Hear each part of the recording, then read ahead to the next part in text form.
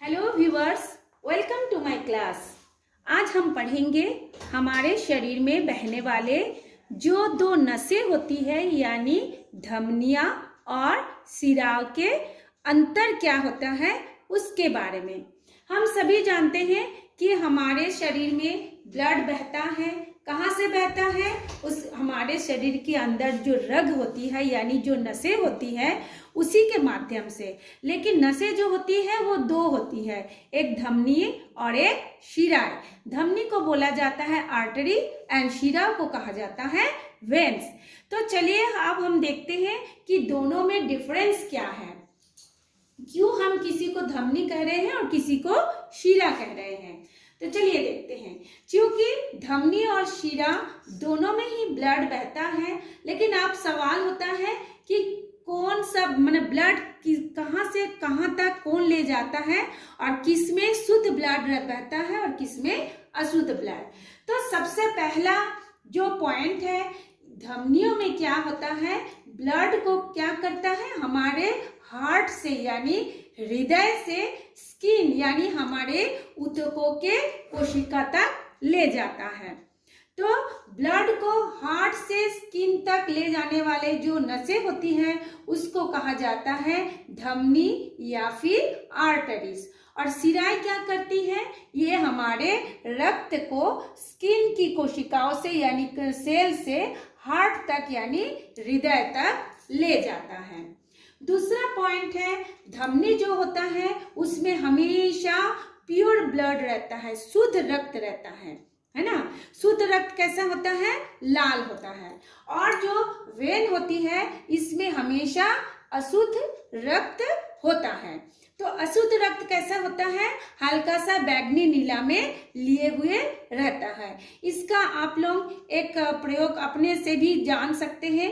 यदि आप अपने हाथों को ऐसे करके देखेंगे तो आपको देखेंगे ये जो नीली नीली वेन नीला रंग का दिखाई दे रहा है, ये हल्का बैगनी रंग में नीला बैगनी में दिखाई दे रहा है, ये है हमारे वेन, है ना। इसके नीचे, इस वेन के नीचे ही फिर क्या है, आर्टरी है।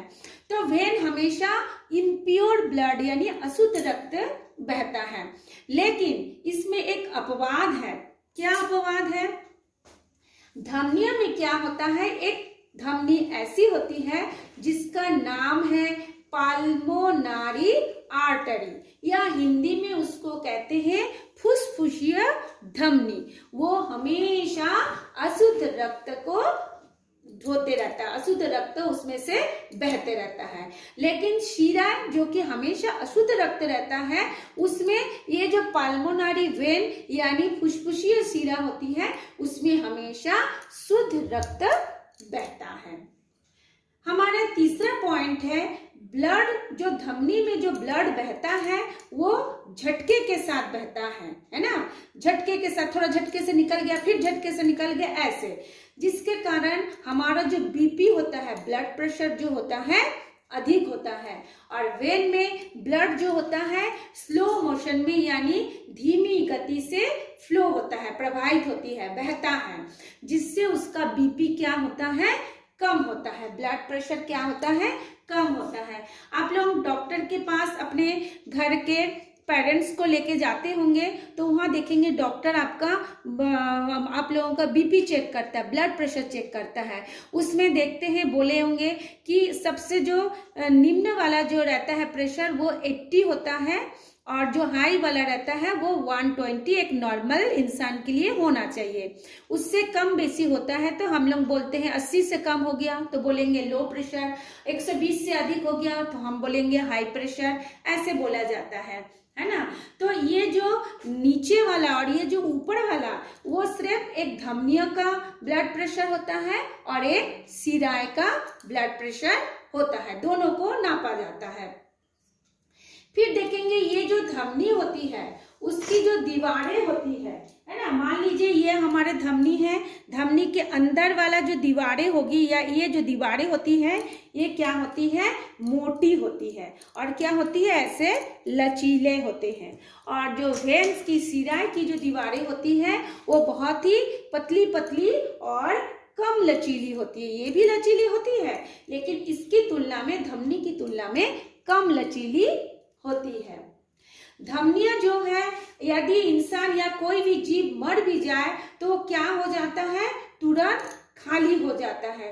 क्यों खाली हो जाता है? क्योंकि धमनी हमेशा क्या करता है, अपना हार्ट से, हृदय से अपना ऊतक तक, यानी क्या बोलते हैं आपका स्किन तक ब्लड को ले जाता है। और जब कोई इंसान मर जाता है, उसका हार्ट बंद हो जाता है, तो हार्ट बंद हो जाने के कारण उसको क्या होता है, और ब्लड धमनी को नहीं मिल पाता।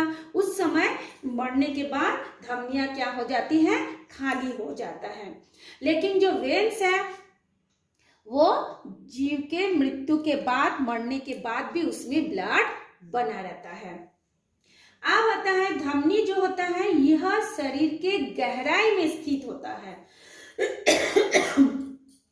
और वेन्स जो होता है यह शरीर के ऊपरी सतह के पास, यानी स्किन के पास होता है। मैंने आपको पहले ही दिखाया है, ये जो नीला नीला दिखाई दे रहा है, आप लोगों के हाथ में भी दिखाई देगा, ये क्या होता है, हमारा वेन है। और उसी के नीचे नीचे क्या है, हमारा धमनी है। तो ये देखिए, हमने ये यहाँ पर भी बना दिए हैं, एक नीला रंग में दिखाए हैं, एक रेड कलर में दिखाए हैं। रेड वाला प्योर ब्लड हो गया और नीला वाला जो क्या होता है, इम्प्योर ब्लड होता है। अब सवाल होता है, ये प्योर ब्लड और इम्प्योर ब्लड क्या है ना? वो तो सभी हमारे शरीर में है, वो कैसे होता है? हाँ, जब हार्ट हमने आपको पिछले क्लास में पढ़ाया था, हार्ट किससे अटैच है, हमारे लंग्स से, है ना? और लंग्स क्या करते हैं, वायुमंडल से ऑक्सीजन को लेता है, और जब उस ऑक्सीजन हार्ट के पास जाता है और ब्लड उसमें से मिलता है, तो हमारा ब्लड क्या हो जाता है, लाल रंग का प्योर ब्लड बन जाता है। और जब वो ब्लड हमारे ऊतकों से फिर हार्ट में आता है, यानी वो साथ में कार्बन डाइऑक्साइड ढो करके लाता है, हमारी कोशिकाओं से कार्बन डाइऑक्साइड को कैरी करके फिर से हार्ट तक आता है। उस समय उस ब्लड का कलर हल्का बैगनी नीला रंग हो जाता है। इसी को जब कार्बन डाइऑक्साइड जुड़ जाएगा तब वो अशुद्ध माना जाता है। अशुद्ध मतलब वो शुद्ध नहीं है, मतलब इसका मतलब ये नहीं कि उसमें कोई गंदगी लग गया। अशुद्ध इसलिए कहा जाता है क्योंकि वो हमारे शरीर के लिए, जीवित रहने के लिए हानिकारक होता है ना? हम यदि कार्बन डाइऑक्साइड ज्यादा हो जाएगा तो हम ऑक्सीजन नहीं मिल पाएगा, हमारी कोशिका मर जाती है, इसलिए उसको अशुद्ध कहा गया है।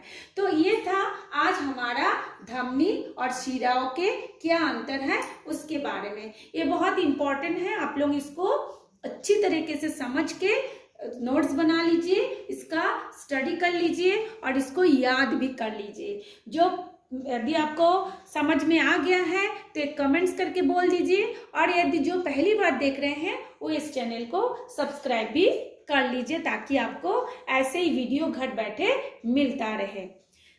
इतना तक आज क्लास, फिर हम नेक्स्ट क्लास में मिलते हैं।